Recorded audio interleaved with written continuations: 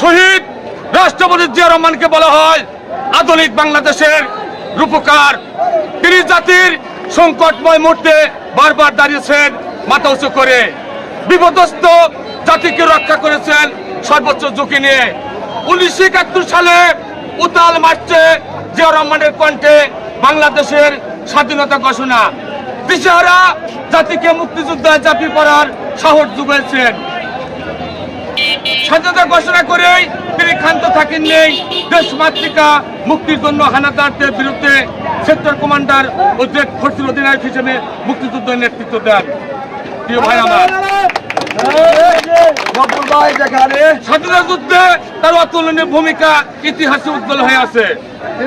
1975 সালে 15 আগস্ট, এরপর অস্থিরতা ছিল, অনিশ্চিত এক পরিস্থিতি থেকে দেশ মুক্তি পায় 7 নভেম্বর সিপাহী জনতা বিপ্লবের মাধ্যমে।